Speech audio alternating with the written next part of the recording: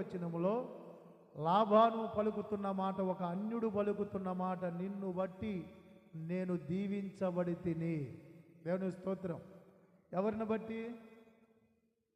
వాళ్ళ అయ్యను బట్టా, వాళ్ళ ఫాదర్ని బట్టా, వాళ్ళ మమ్మీని బట్టా, మరెవరిని బట్టి? యాకోబును బట్టి. దేవుని స్తోత్రం. కనబడదా? అందుకు లాబాను అతనితో,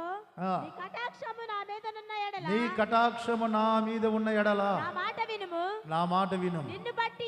నిన్ను బట్టియే యెహోవా నన్ను ఆశీర్వదించునని శకునము చూసి తెలుసుకుంటిని. శకునం చూసేది ఎవరు చెప్పు? శకునం చూసేది ఎవరు? అన్యుడు. ఇప్పుడు అన్యుడు ఏం చెబుతున్నాడు? అయ్యా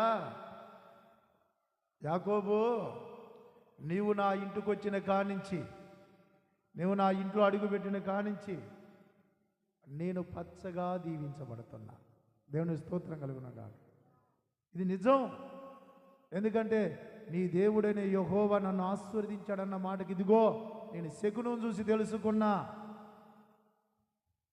నేను ఇంతగా దీవించబడటానికి, ఇంతగా ఆశీర్వదించబడటానికి కారణం ఏంటో తెలుసా? నీవే.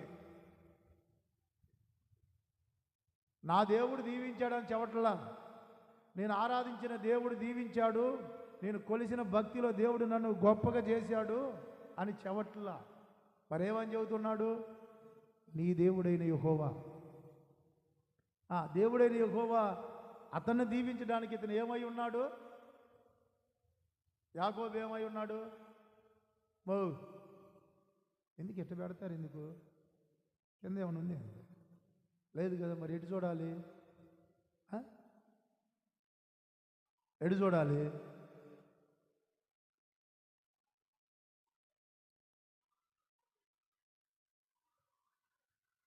ఎట్లా చూస్తారా? దేవుని ఆశ కలిగిన వాడు ఏం చేస్తాడో తెలుసా? దేవుని మాట కోసం కనిపెట్టుకొని చూస్తాడు. దేవుని స్తోత్రం కలుగునగాక.